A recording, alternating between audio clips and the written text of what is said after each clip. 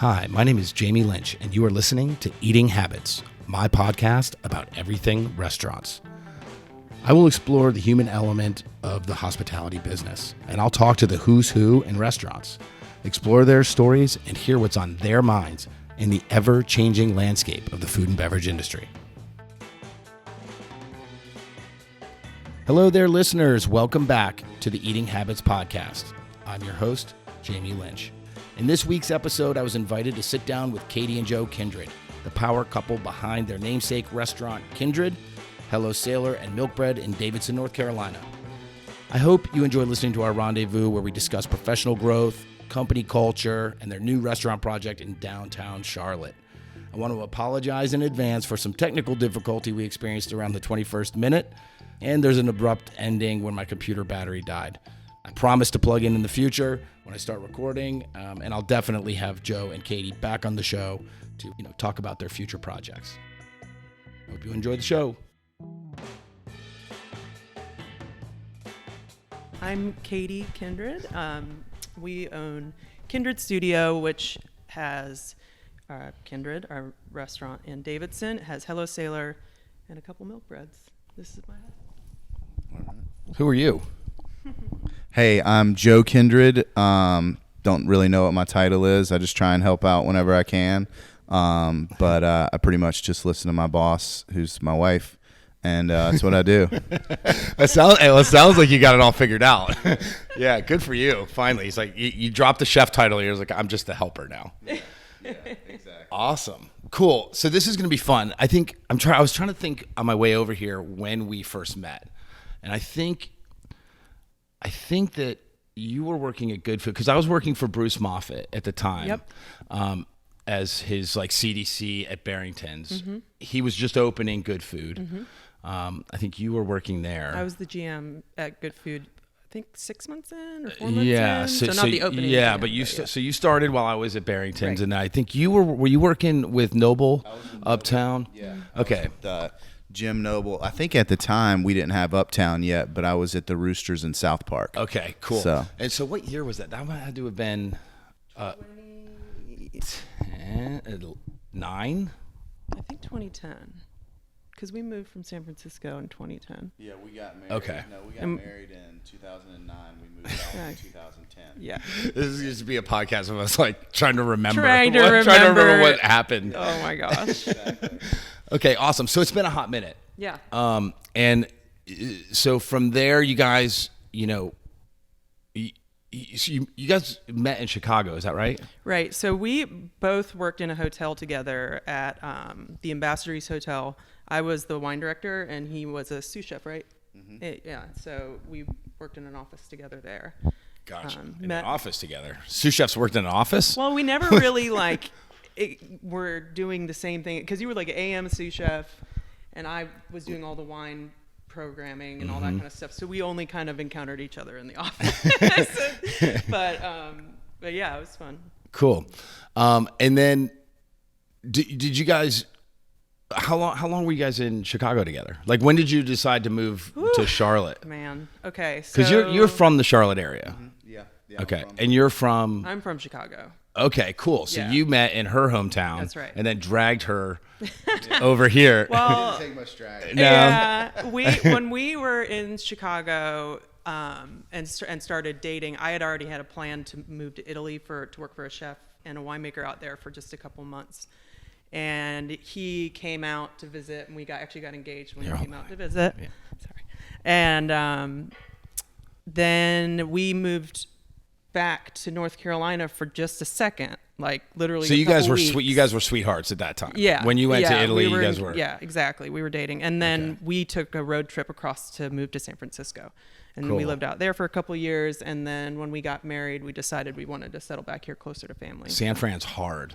It's expensive. It is, and it was it's even worse now. But I mean, yeah, we were literally there to work. Yeah. You know what I mean? Yep. But, so I did the we same had thing. one plan, and it was go work for a chef that inspires you.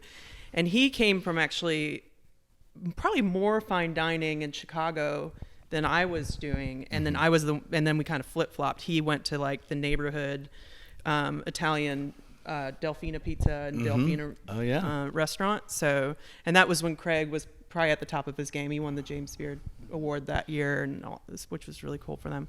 And then I worked for Michael Tusk at Quince, so I went to the super high-end fine dining, and he went to the more neighborhood spot. So it was good. It was like it stretched us both. Do you remember what year you were in San Fran? We were 2007, the end of 2007 to 2009. I think we may have been there No, I was there in the 90s. Yeah. No. Yeah. I'm like 97. No, that's before. Okay, cool. Yeah. Awesome. I was in high school in 97. Stop it. How old are you? I'm 40. Are you really? 40. Yes, sir. You guys are looking so great. Yeah. I just had I had my 48th birthday. Jeez. Oh, I know, right? You look great for 48. Thanks. Yeah, well, my fiance's got me in the gym. She's There like, you go. If this thing's gonna last, you gotta like take care of it. Yeah. And I like quit drinking and doing all that stuff, all that partying and stuff. I stopped doing that a few years ago, so that helps. Yeah. Okay, cool. So let's get to here now. Yeah. To Charlotte. We meet. I think right after Barrington's is when I started the Five Church Project, which is now Church and Union Uptown, and that's when I think you and I met. It's kind of when we started kicking around uptown, and we would come to the Roosters all the time. You guys had opened that spot. I think just it was a little bit after you guys. Was it after? Or I thought it was before, but maybe. I think I can't remember. Oh, maybe it was just after. Yeah, like not far after, like a month or two, I think. Yeah, it was right around the similar time, and we loved what Bruce was doing at Barrington's and what you guys were doing over there, and. It was just a great opportunity for me. Like, it was my first time really getting to like open a restaurant where I helped, obviously Chef Noble did all the, big picture things, but like he would let me like pick out, small wares and things of that nature. So it was really, really helpful and educational for me to like realize all the ins and outs that it took to open a restaurant. And, he empowered me to kind of, he let me make a couple mistakes and things of that, over order, under order, things like that, which I think only helped, in the long run, it helped his company as well as educate me, because, we went on to work together for years and had a great working relationship. Yeah. You guys crushed it. I mean, I think I really love the live fire thing you guys are doing up there. It's like super good. And the food was super high quality, but like simple. Yeah. Right. And that kind of food to me, I love it. And I think people appreciate it. Yeah. But what I don't think people get is how difficult it is to do it. Right. To do it well. Right. Yeah. Because there's nowhere to hide. Right. Yeah. In food like that. That's kind of how I feel about the pizza thing now, is like, there's not a lot of places to hide in that. Yeah. I mean, you guys did that really well. You look at like a lot of his projects, like even Noble Smoke, it's just like salt, pepper, smoke. And like, that was his thing that I think I walked away from the most, is like, don't overdo something. Don't overthink it, which chefs, we tend to do a lot. Big time. And I think even when you're working with wood, like it's so nuanced, like, you can't overpower the dish itself, because then it's going to get lost in the, the grill flavor or the smoke flavor, whatever you're doing. But at the same time, like, I think you also have to, like, everything you do, you have to be strategic when you're cooking with wood. Like, you got to have some sort of fan situation to, like, if your wood's wet, it's like a nightmare. You know what I'm talking about? I so, do. But yeah, it was fun. We had like a little chalkboard menu that I wasn't able to really like necessarily change the main menu. That was, kind of like his baby. And then like we would have an insert menu. We called it the special menu, that we changed every night. And we would work with like lots of local farmers and things like that. And then we had this chalkboard menu that we would change every week. That was really fun, that like Katie actually would pull down every week, and she would like write on it. And it was really fun. Had the person with the good writing up there to like put it on there. Yeah, exactly. But that was always really fun. I think like when we opened that restaurant, we really wanted it to be like a place the industry folks could come to, and we had hoped to stay open till like, stay open late and things of that nature. And I mean, I from what I hear, it's just absolutely crushing it right now. So yeah, I mean, Uptown's a madhouse. Yeah, it's crazy. Although South End is definitely doing a lot of a lot of draw from the Uptown crowd. Yeah, but I think that. I mean, I think eventually that firecracker has to burn out, and it will like even out again. For sure. It's kind of like the big trend is like to be South End, but I think eventually it's all going to kind of just like merge into one. Yeah. Kind of. Yeah, that's what we're the hope anyways. like. We're excited with the new location that we're about to open, or we're going under construction here shortly. Is that we feel like it's kind of on the right side of Uptown, like it's it's kind of on that south, not the right end, I should say. Like we're just excited about the new growth in that area, and the accessibility to South End. Yeah, it's like a merging point. Yeah, it's like that. Yeah. That kind of always felt like like the off limit zone, right, where the highway kind of cuts through, and it's like there's this couple blocks of just dead space, and now it's starting to fill in with hotels and really cool stuff, new buildings going up. So let's talk about the new spot since you brought it up. Yeah. So wait, before you go there, let me ask you, because you touched on something about the difficulty with the smoke, salt, and like the subtleties of cooking that way. Did you start to develop that cooking style working with Noble? Or is that something that kind of brewing in the back of your head from your cooking perspective before that? I would say I need to give all that credit to Noble. Mm-hmm. I mean, like I had just like worked on 6 burners and like, French tops and things of that nature. So I completely had like no idea how to do it. But I started working with him when I was like 19 from my internship of Johnson & Wales and I went to the Johnson Wales in Charleston. I think I was like one of the second to last graduating classes or something. And so that was literally like my first time working with like wood. And I like walk in and I see this big grill and this huge wood burning oven, and I'm like, what the heck is this? And I was like, how do I start that? Yeah, like this is awesome. Like where do I turn that on? Yeah, how do I make that go? But yeah, needless to say, I still think I'm much better saute cook than I am a grill cook. But nonetheless, like having that skill up your sleeve, I think is really neat. You know? So yeah, it's hard.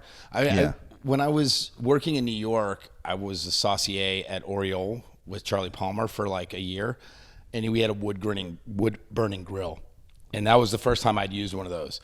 And I got moved from garde manger to saucier. It was like one day, like I went in there from Le Cirque and like worked in garde manger just to like show them what I had or whatever, and they moved me over to this grill, and I'd never worked on one before.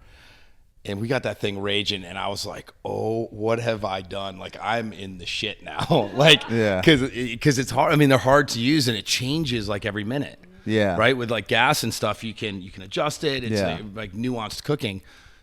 If you can get your cooks to like use the knobs, right? Like, you can actually cook like at all different temperatures. But with wood, it like ebbs and flows, and you have to be totally aware. It's like a whole different. I think like wood-fired cooking, like there's a whole new definition for a hot spot. Yeah. Like it really takes that to a different level. And, like I think like with the new spot, which we'll talk more about later, like I'm going to try and use a handheld blower. Okay. Like a battery, like a little battery blower? Because then like you can get your fire ripping. And that's the thing is like it's all about like balancing. I think like charcoal and wood. Mm-hmm. Because I think the flavor from charcoal is really great, but then you get the smoke from the wood. Yep. And people always forget like charcoal gives off a really good amount of heat too, and it kind of can help you like cheat your fire a little bit.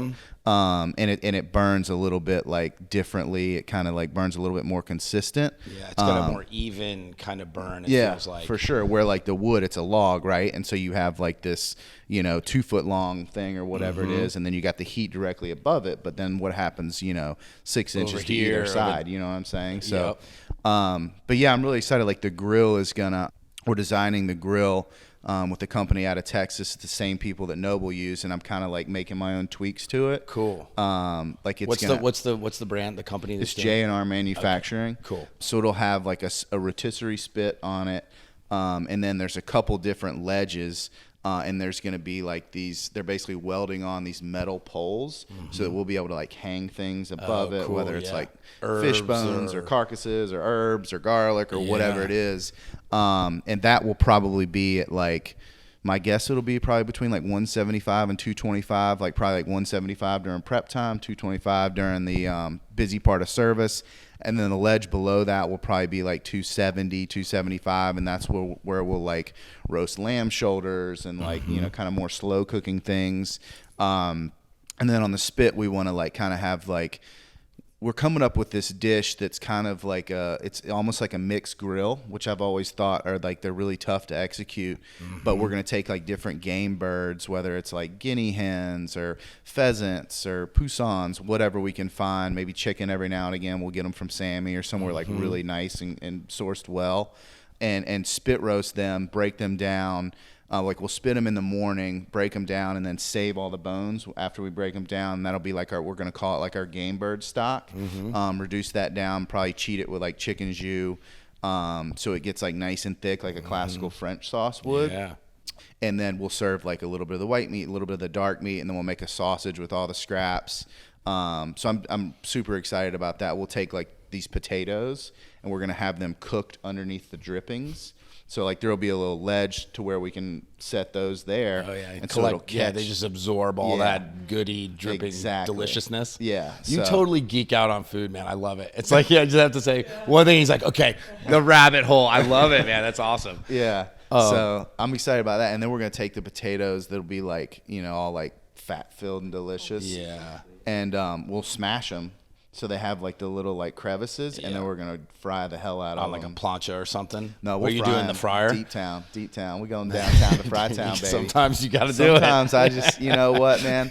Call me a redneck, but I love frying shit. You are Southern AF for dude, sure. I love it. But yeah, no. So we're really excited about that, and it sounds like it's such like a simple thing to do, but like we're gonna put thought into like the rub, like all the spices that go, and it'll change. Like if it's based on what type of bird it is, it'll be like, all right, well we're gonna go this vision and this, that, and the other. So we're that's the dish I'm probably like the most excited about. Yeah. So when are you gonna start? Have you been playing around with any of this stuff yet? Or like trying to just like bits and pieces, kind of like real rough conceptual type stuff, or have you been playing? So we've always kind of like, so we have a smoker. It's a really cool story. Like our business partner, who's in Kindred and as well as Milkbread, he essentially he's been just an amazing supporter of ours, and he bought a tow behind cooker that I kind of encouraged him to buy. It's the Sam Jones cooker, or I'm sorry, the Pete Jones cooker that is made by BQ Grills out of somewhere in North Carolina out towards the coast.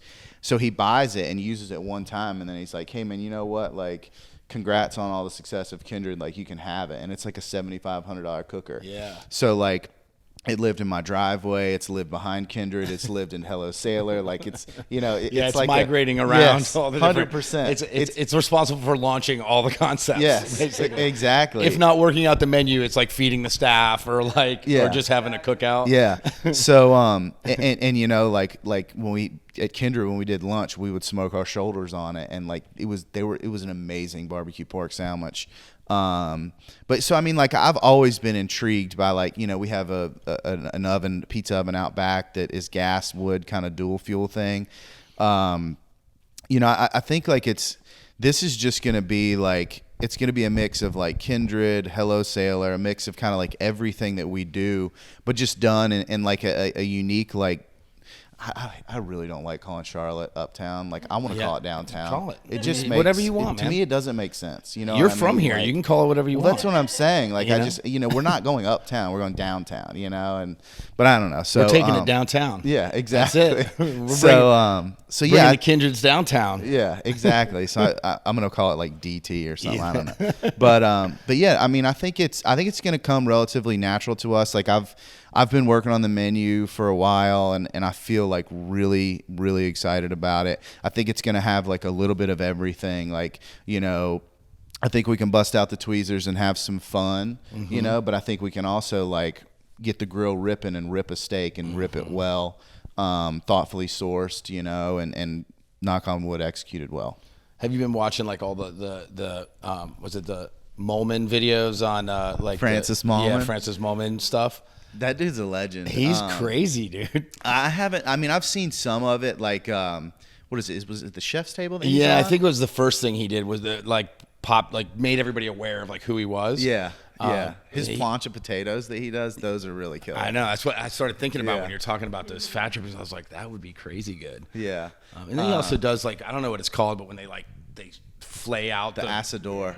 Jesus, like what? Yeah, that's crazy town. So it seems really fun. So I'm excited. I think it's and it's not going to be all like that's the thing is one of my things I don't love labels, right? Like I don't want them to say like, oh, this is Jamie Lynch, he's a whatever. This chef. This is Joe Kindred, he's a whatever Southern chef. Like I want to, and that's what we've always said with Kindred is like, we don't want to be like a farm to table restaurant. We don't want to be a this. Like we want to be able to be inspired in the moment. And like, when we come back from Italy, we want to be able to be like, oh my gosh, like we're cooking this. Like we're sourcing this type of clam and we're going to figure out where it came from and we're going to do it and have fun with it. And I think like that's the goal of this restaurant is that it's not, we don't want it to be called like, oh, the Kindreds are open a wood-fired kitchen. Like, dude, we're going to have a bunch of burners in there. And that's just like one piece and one element that I think is just going to create different like flavors in the food that I haven't been able to do thus far. You know what I'm saying? So it's going to be another nuance that it's like, oh man, like why don't we just smoke the bones for this? Or why don't we lightly smoke this, trout and then, whatever. So I just think it'll give us another weapon, so to speak, to play with, I like it.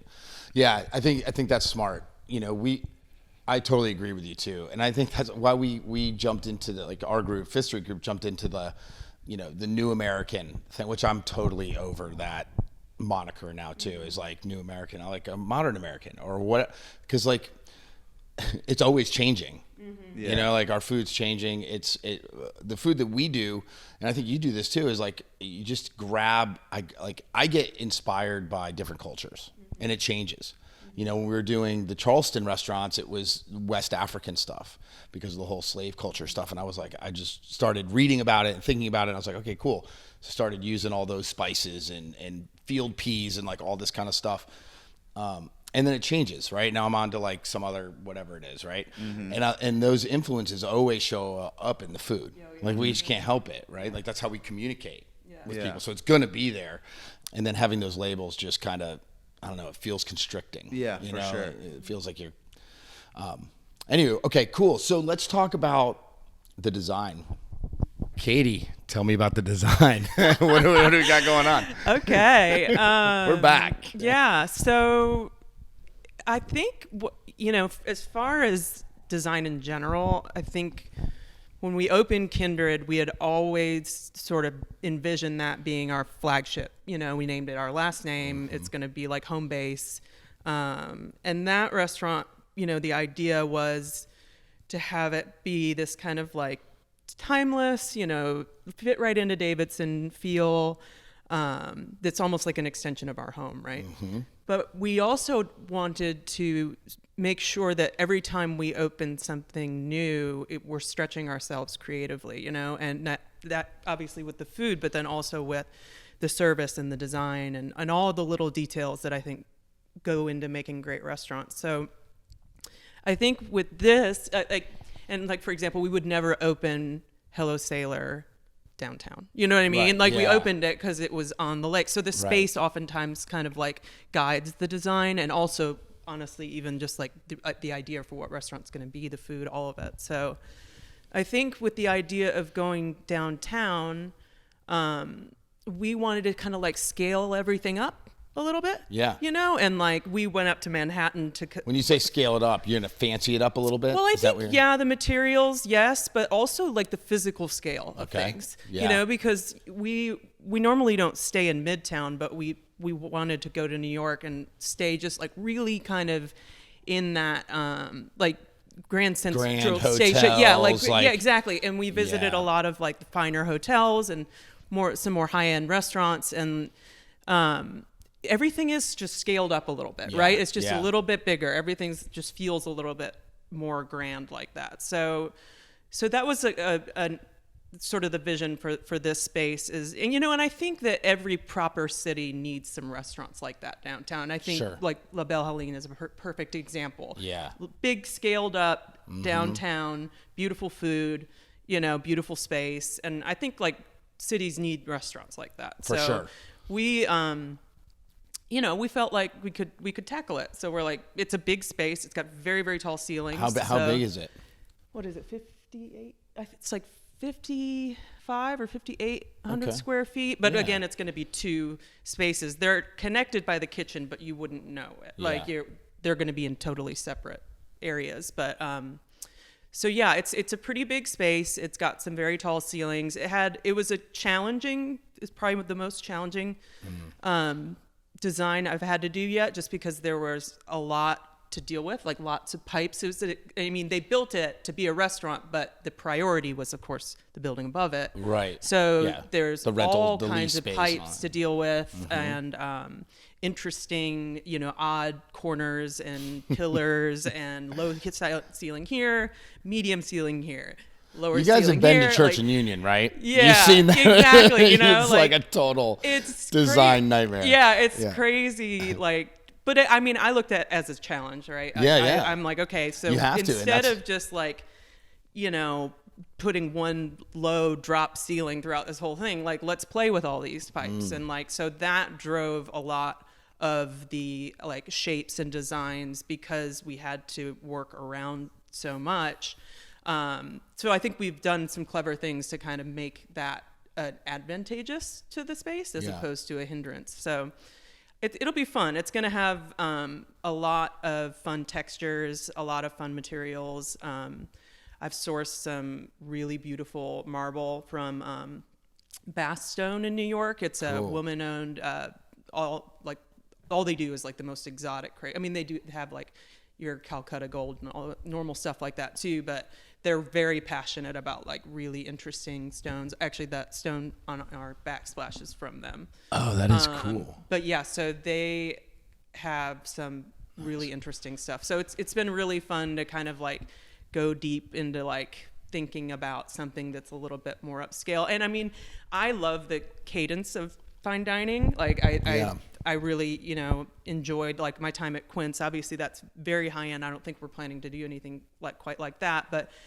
But just the feel of it and the intimacy of it is something that I really like. And I think that you can do that. And frankly, restaurant magic is when you can take the good stuff from the service of fine dining, but make it feel so relational and easy. And I've heard you talk about this in the past, and it's a fascinating concept. Yeah. Have you cracked the Da Vinci Code on that yet? Because I think that's something that we've been trying to do, and I think, I come from uber fine dining background. Exactly. Yeah.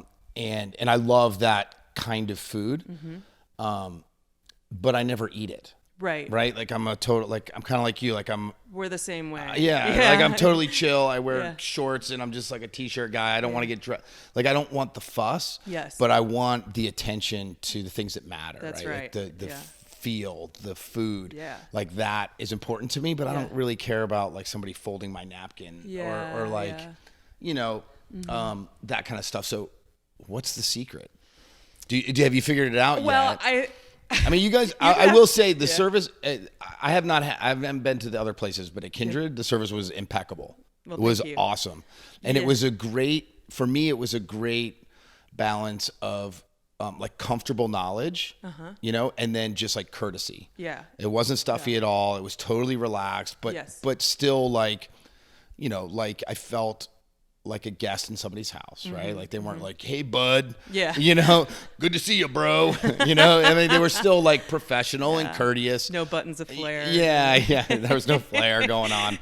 It was very just clean. And the knowledge was there, and it wasn't forced knowledge, right? I felt the staff that served us, they knew their stuff, Yes. right? They were comfortable with it. They didn't have to try to remember things or Yes. and so I really appreciated that. Well, thank you. Yeah. I think that the service, for me, I think it's a mix between a healthy culture, that's pretty much all we do. Outside of when we open a new restaurant, the design and setting up all those systems and stuff like that, 90% of what we do on a day-to-day basis is managing and pouring into the culture of each team, and then the team as a greater whole. Love it. We need to talk in depth about that. Yeah, because honestly, if the staff isn't happy to be there, it's really difficult for them to make the experience for the 100%. guest, like 100% hospitable, agree. right? Yep. Like, or genuine hospitality, you know, Yep. it comes from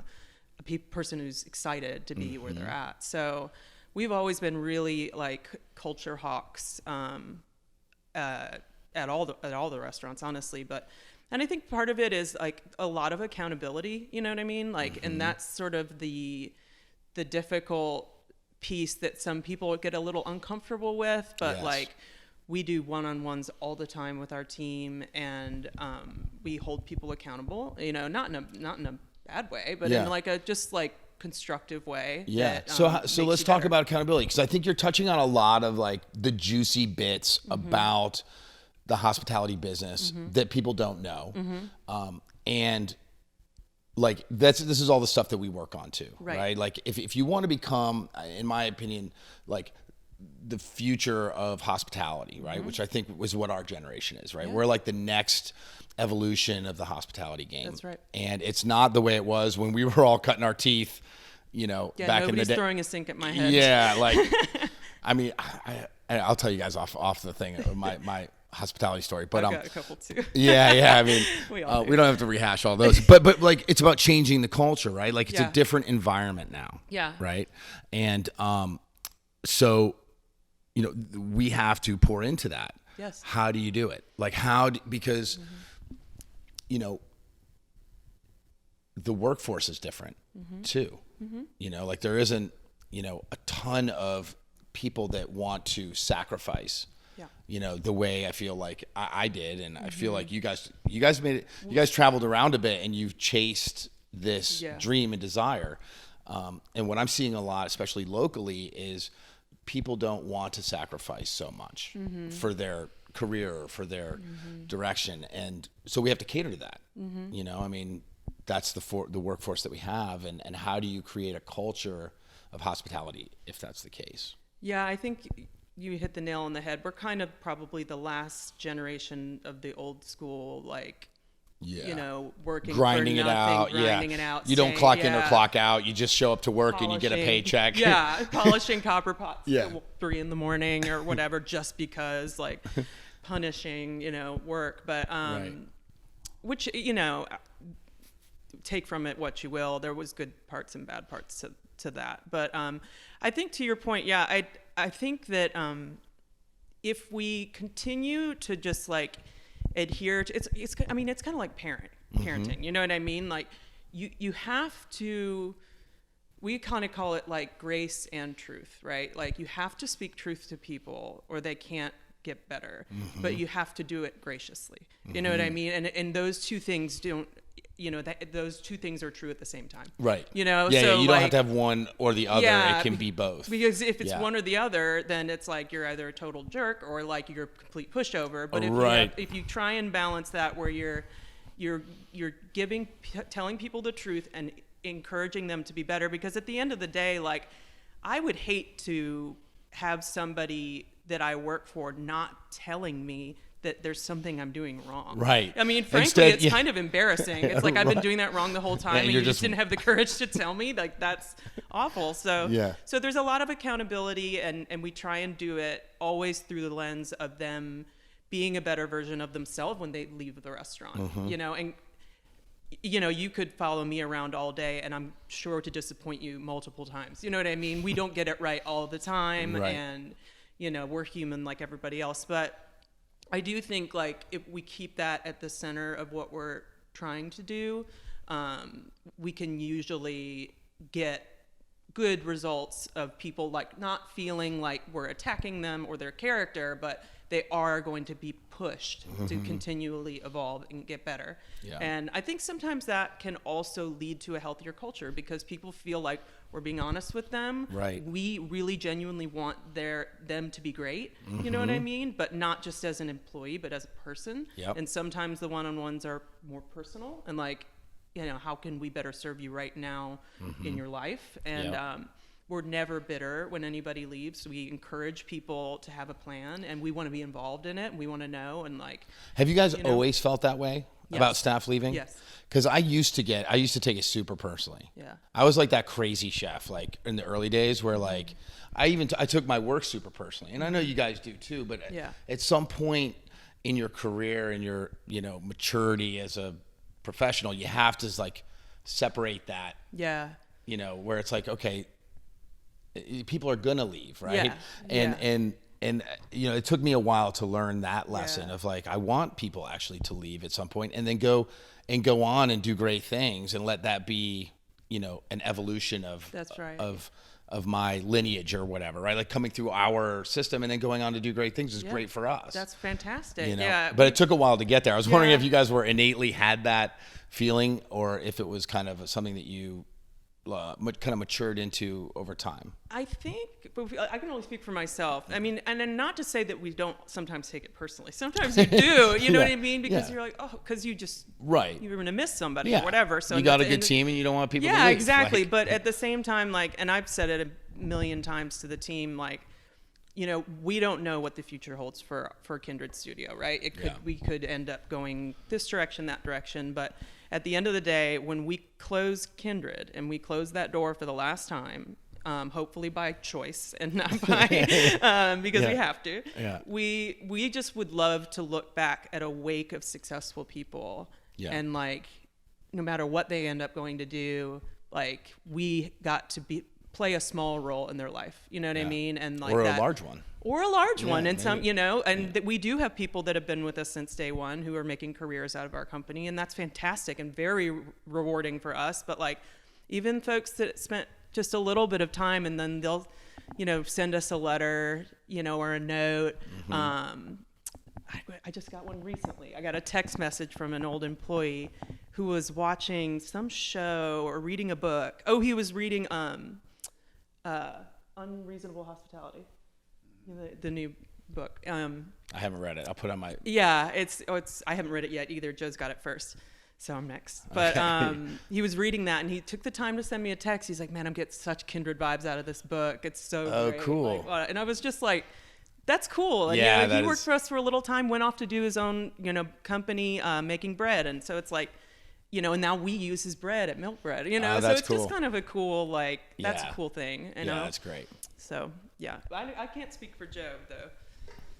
Yeah, I mean, I think, anytime somebody leaves, whether it's, on good terms or bad terms, it provides a little bit of a challenge, right, as a business owner. But I think, like, as the years have gone over, I've definitely been able to take it a lot more. Like, Katy is an ace at it, where me, like, the first thing I do is I'm like, gosh, I must have mismanaged that person, or like, wow, is our company too hard? Do we, are we working them too much? Are we, do we not pay enough? Like, all those things go through and you kind of spiral and you get in your head. But I think, like, now that we have 4 restaurants, like I at this point, like, I can't worry about that stuff, like there are people that, like, have left on bad terms, and like what I always try and do is, like, I'll try and extend like a little, like, hospitality hand, like after about 3 to 6 months. Like, we had a sous chef at Sailor who was like, before he worked with us, he was like a dear friend, like a family friend. And he ended up, like, having a disagreement with, like, a fundamental disagreement with how a situation was handled. And I don't think this time I was involved in it, but he ended up, leaving just kind of abruptly. And like, we just had coffee at Milkbread, and it was like seeing my little brother, we were like totally cool. Because I mean, let's face it, like, we do run a company that, like, we want to be great, and it's not necessarily like the easiest business to be in, as it's not. And a lot of times, like, it's stressful, right? And I think this new generation, if there's one thing that, like, I would love for, like, our government or something to do, would be to, like, pour in on, like, stress management and mental health in these young kids. I'm glad you brought because that up. I just feel like, the amount of anxiety and the amount of, like, just issues with how to deal with conflict and this, that, and the other. It's just like, I feel like it's something that, like, our restaurant or our industry has to tackle, and even not in this industry, like, whether you're like building widgets, I think in the United States, like, people just need to get their mental health, exactly, under control. And I get it. I mean, I've had, you name it, I've had anxiety, depression, all that stuff. And I think it's, we're all vulnerable people and can be easily influenced. But I think it's like having those coping skills, like, telling people, like, hey, yeah, I go see a therapist. Like, I'm a crazy dude. I need help too, and having the confidence to like be in a position like you're in, to where it's like, hey, let me influence this next generation, that like it's okay to talk about your feelings, like, and it's okay to not feel good, like, you know what I mean? The shrinks love me because I'm like, I've got all the things, man. I'm like all the boxes, like addiction, like check the box, right? It's just like, yes. The answer is yes. No, but that's a good point, right? Is like when you're, I don't know if it's a cultural thing or whatever, but it's clearly an epidemic, right? Like mental health is a problem. Nobody's perfect. We're all flawed in some way. We all have issues.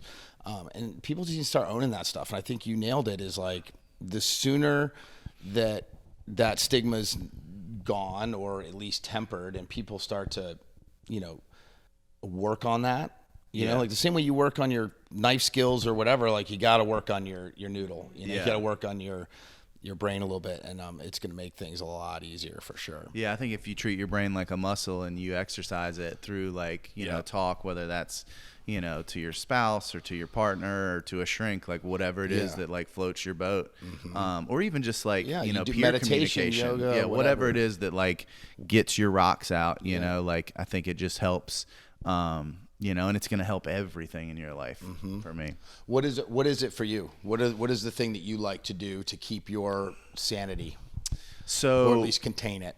I know it's hard to kind of keep it totally under control, but you got to keep it just sort of balanced, I think. Well, I think like it's funny, like Katie and I, we've always, we'll kind of like bounce around from like one thing to the another. Like I have undiagnosed ADHD, so like you got about an hour with me before I'm like looking around, twiddling my hands, like, all right, dude, like, what's next? Like, can we go over to this restaurant, or let's go try and fry this, or let's go do something. I got to do something new. I need to change the scene. And I think that passed on to both of our sons, but oh well. So right now, like Katie and I we're doing this fitness thing called F45. And I think that just helps with your mental health. So like when you get like that text, or you get that like email, or you get that phone call, that like immediately your brain wants to go in like reaction mode, or like for me, sometimes I go into that fix it mode, and like a lot of times it can't be fixed. And that I've had to realize that like you can't fix everything. You know what I mean? Sometimes you just have to take a gut punch, or you have to trust the system. You have to be like, all right, well, we have an HR director for this. We have a controller for this. We have a this for that. And we've really tried to build out like our executive team to give us more layers of like, accountability, but also like more layers of like, hey, this needs to go to this person, this needs to go to that person, and this needs to be handled by so. And then the things that get to us, it's like, we know how to best suit it. But yeah, I love doing F45 with Katie. I think that's really fun, like release. I'm on a new kick where like I've been playing pickleball with this group of folks that are really fun. And it's like just, it's an opportunity to compete doing something other than cooking.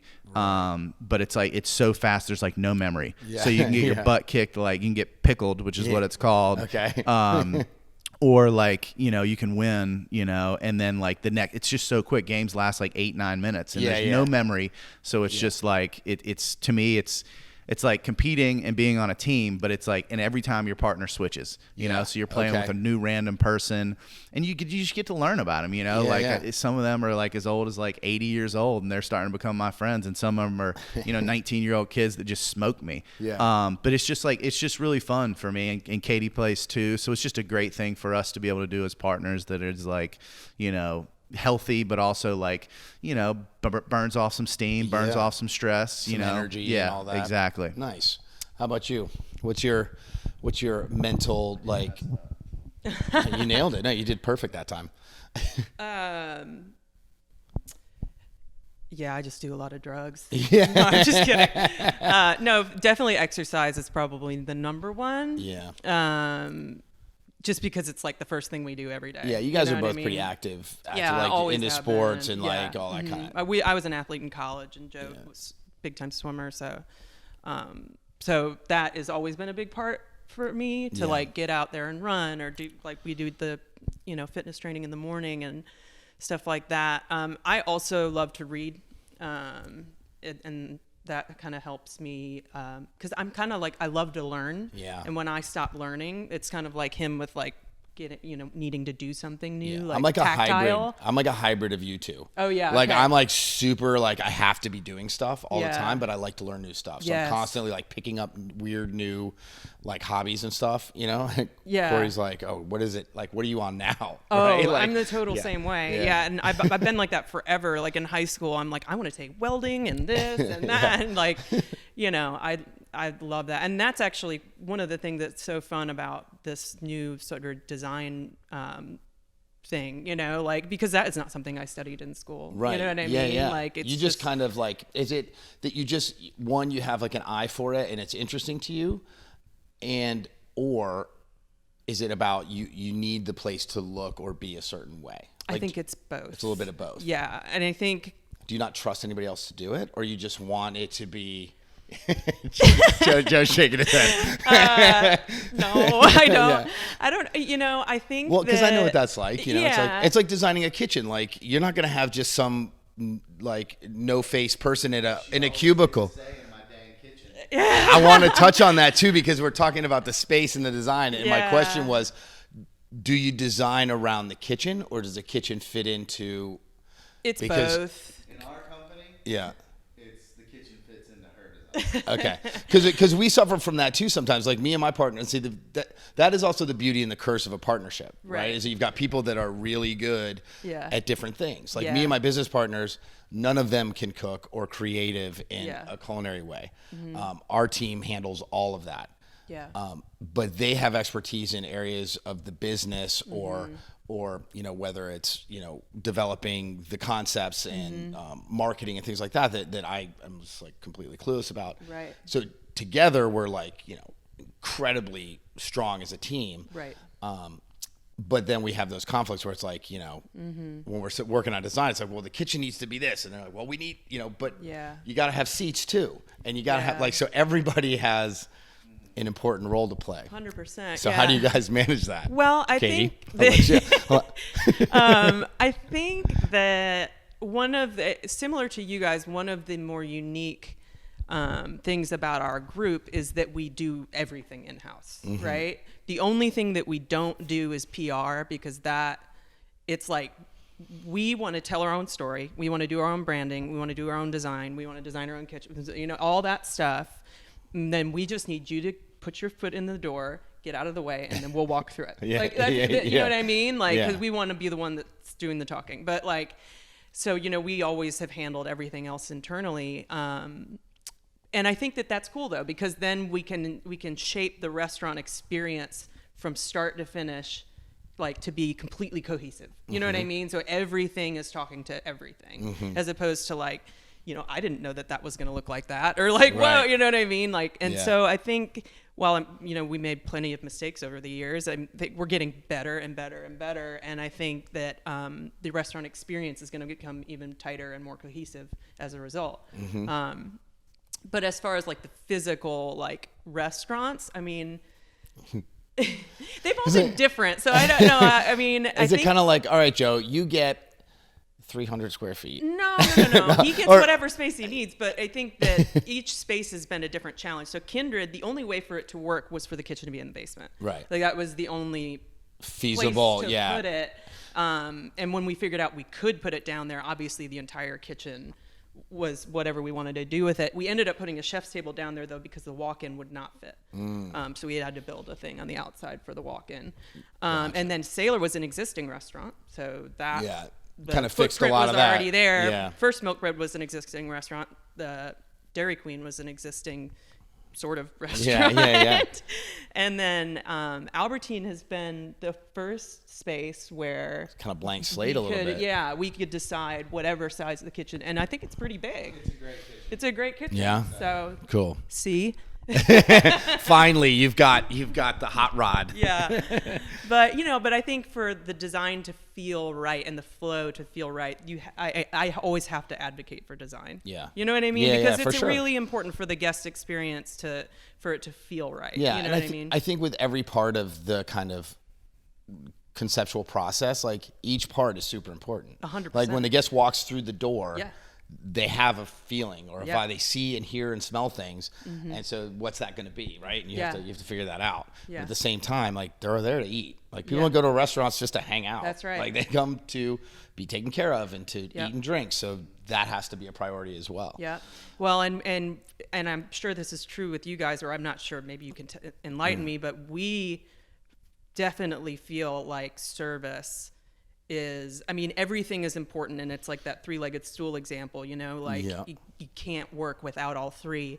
But I would go back to a restaurant where the food was only okay if the service experience was phenomenal. And I've actually had experiences like that. If the food was terrible, maybe not. But like, you know, if they've missed a couple marks on the food, but the service was super genuinely fantastic, I would definitely go back. I'll agree with that. Yeah. But like, if you have great food, but you feel like you've been treated like absolute, like you're, you know what I mean? I don't think worst. I don't think the service will save a dirty room though. Like, if I go into Yeah, a dining room maintenance. that's like dirty or Yeah. like kind of gross, and the True. service is great, I'm still not going back. Yeah. Are you I guys might give them maintenance? I'll give them a business card. Yeah. I'll be like, hey, you know what? You should come talk to us. Yeah. Let me get you out of here. We're big time maintenance people too, Yeah. man. Like and It's hard. I'm not even just dirtiness, but like I get so frustrated when things are just run down. Yeah. And like, we- just replace it. Yeah. You know, just like fix that's it. a tough part that I find with the stuff that we do, because we do a lot of volume, and it's part of our model is to be busy, and so our stuff gets beaten up, man. Yeah. Like, our floors get just trashed, and it's, you know, luckily for us, the design choices that we have in kind of our decor is that it looks like a busy, bustling place. So Yeah. like, a little bit of wear and tear is acceptable because it Yeah. fits kind Yeah, of the but vibe. that's a smart design choice Yeah. on your part. But you like, know what I mean? broken stuff, I can't. Yeah. I hate that. I mean, we Absolutely. had this one. I'm gonna blow us up right now. Okay, I'm gonna blow up our church and union. We had this one women's room, and I don't even know this. I just hear about it all the time. I'm never in there. Yeah. I've never seen it, but I hear about this one lock on the women's stall that's been it had been broken for like months or something. And I just keep getting, like, somebody will message me and be like, hey, heads up, you know, and we'll like, hey, we need to fix this. This is on the maintenance thing. And it just was, for some reason, was never getting fixed. And like, to me, I'm like, why is this a thing? You know, like, this is America. We can't fix a latch. Like, let's get it done. I've been there, and so for my version of the women's room thing, is Hello Sailor's photo booth. Yeah. And like, it had a sign on it, out of order for like 2 months, and I just every time I would walk by that thing, I would cringe.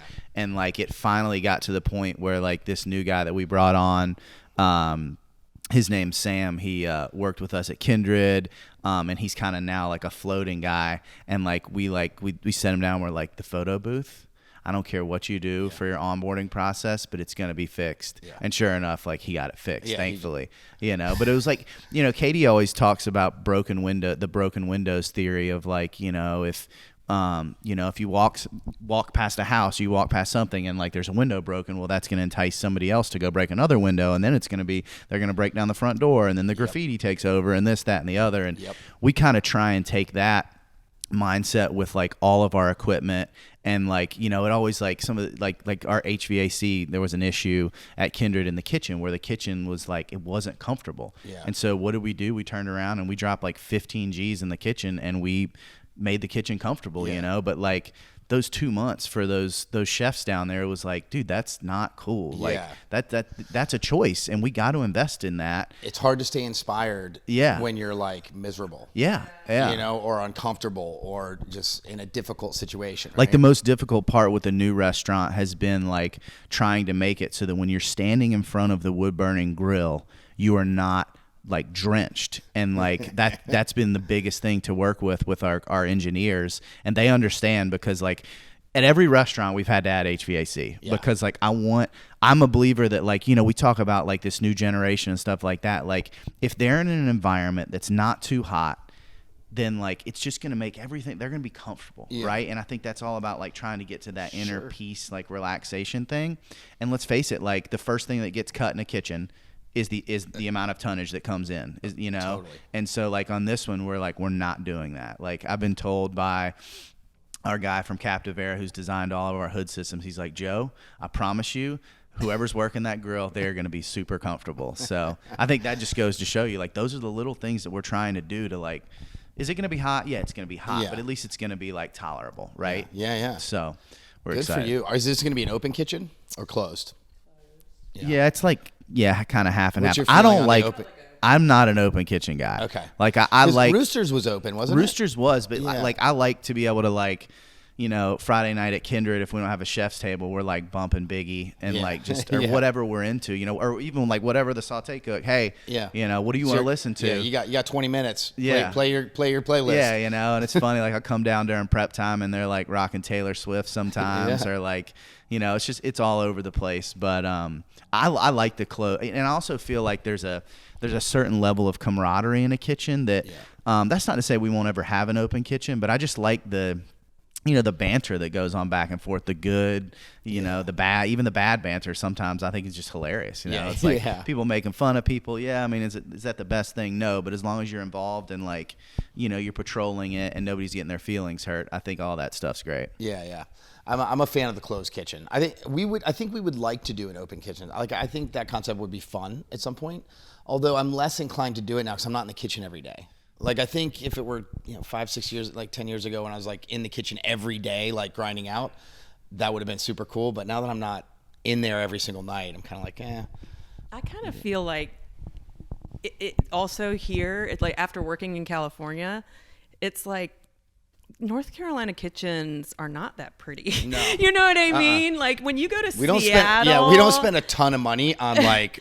Well, because you can't. I mean, like when we were in Seattle a couple years ago, and where were we? Walrus and the Carpenter, and they have like all these beautiful little terracotta dishes up their mise en place, laying out room temperature because that's what you can do. Yeah, you can do whatever you want there. Yeah, it's like you know what I mean. Like there's windows open and this that. And I mean, we can't do that. Like it's like the surface of the sun bright back there. Yeah. Everything is covered in like white. Tile or plastic or whatever. like stainless steel and like, which I get. The least expensive what I mean? wipeable, cleanable material you can put up. Yeah, I mean, I don't know. I feel if kitchens weren't so sterile here, then it would be kind of fun to have like something that felt more organic and beautiful and like, but like, I don't know, man. It's kinda hard to make a pretty kitchen in North Carolina. It is. I mean, I think kitchens can be pretty for chefs because we like that kind of stuff. Yeah, like exactly. I can walk onto if I walk onto a station that's like perfectly meased out and like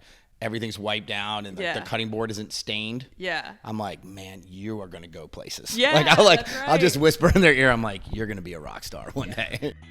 As I alluded to earlier, this is the part of the show where my computer battery died. Unfortunately, we didn't get to wrap up the conversation, but as you can see, we had a blast chatting together. Joe and Katy do such an amazing job trying to make the hospitality business better for their employees and their company, and they put so much thought and care into the ambiance, food, decor, just the feels of their establishment. So if you haven't checked out one of their places, definitely give them a try. You will not be sorry. And I look forward to catching up with them a little closer to the opening of their new spot downtown. So until next time, thank you for listening, and I'll talk to you soon.